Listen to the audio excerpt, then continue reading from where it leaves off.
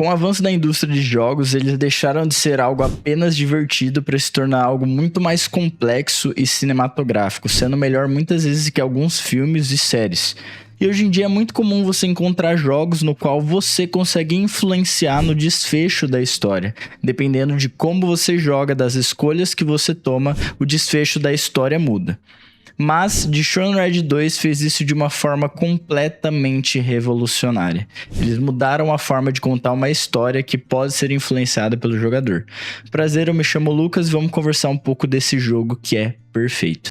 Para você não ficar muito perdido, vamos entender o que essa saga de jogos nos conta. Basicamente, você joga com o Corvatano, que é um protetor pessoal da Imperatriz e que é acusado de assassiná-la e de sequestrar a filha dela, a Emily. E conforme você tenta encontrar a Emily, você vai acabar encontrando o Estranho ou o Estrangeiro, que é um ser místico de uma outra dimensão que vai te dar alguns poderes para você concluir a sua missão.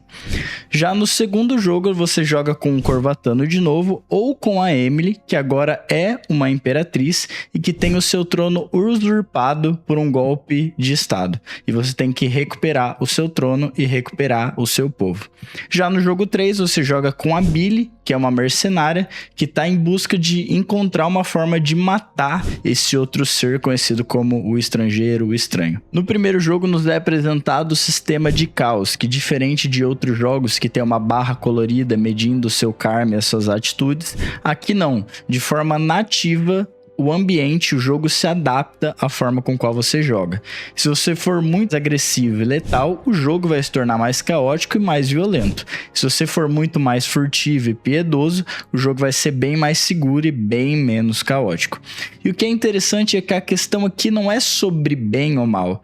Você basicamente vai lidar com as consequências das suas atitudes. Se você jogar de forma letal, provavelmente haverá mais corpos nas suas, e isso vai atrair mais doenças, vai atrair mais ratos, e os soldados vão ter que estar de forma mais ativa, procurando quem que está causando tudo isso e protegendo a cidade. Então ela vai se tornar muito mais caótica, muito mais problemática. O que não vai acontecer se você jogar de uma forma bem mais segura. E apesar de já ser diferente, até aqui a gente não tem nada extremamente novo, porque tem muitos jogos que se adaptam conforme o jogador joga.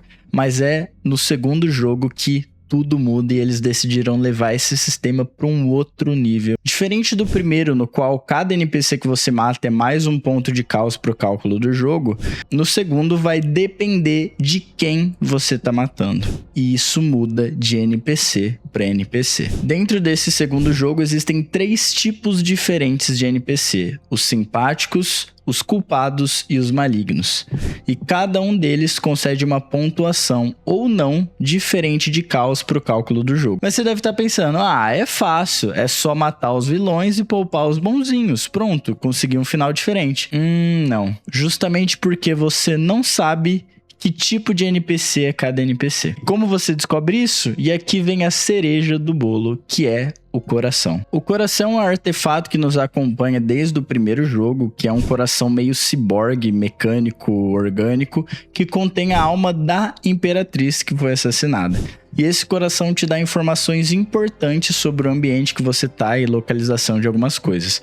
Mas no segundo jogo eles adicionaram algo a mais a esse coração, porque agora ele revela o coração dos NPCs. Ou seja, se você usa o artefato perto de um NPC, ele vai te dar informações importantes sobre aquele NPC. E sim, existe mais de um diálogo para cada NPC desse jogo.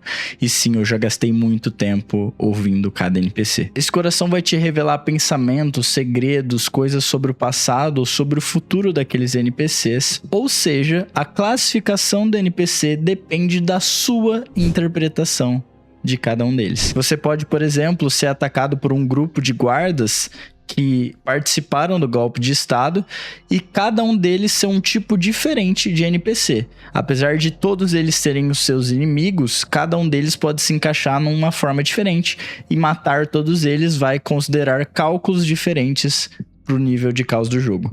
E eu vou te falar, tá? Se você quiser fazer isso com cada personagem, você vai ficar doido, porque às vezes você tá andando e você encontra um guarda e quando você ativa o coração, você vê que aquele guarda só tá fazendo um trabalho extra pra alimentar a família. E às vezes você tá andando na rua, você passa por um senhorzinho e você vai descobrir que ele vai chegar em casa e ele vai bater em alguém na casa dele até a pessoa morrer.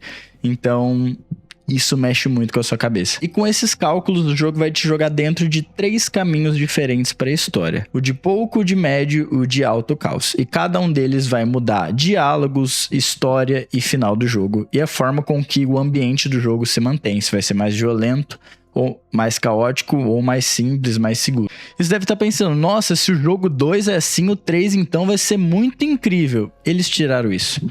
Basicamente até porque no jogo 3 você joga com uma assassina que não se importa muito com quem ela tem que matar. E além disso, o estúdio queria que você jogasse o jogo sem ficar pensando em tudo isso de consequência, até porque o segundo já teve até demais pra cabeça de todo mundo. Cara, eu vou te falar, eu sou apaixonado por jogos que trazem essa dinâmica no qual você tem que bolar estratégias diferentes, porque a forma com que você joga muda o jogo e que te faça pensar nas atitudes, até porque a vida é assim. Eu entendo que tem muita gente que talvez não vai gostar, porque o jogo é basicamente uma fuga da vida real, então você só prefere um jogo que vai te divertir. Eu já curto muito a experiência, então eu sou apaixonado por esse tipo de jogo e vale muito a pena dar uma chance. E eu vou dar uma dica aqui, tá? Se você joga no PC, é muito possível que talvez você já até tenha esse jogo de graça, porque a Epic Games e a GOG há um tempo atrás concederam todos esses jogos de graça. Então eu joguei os 3 e eu não tive que comprar nenhum deles. Bom, eu espero que você tenha gostado, que esse jogo possa entrar na sua biblioteca, que você jogue algum dia. Eu espero que você goste muito. Beleza? Valeu!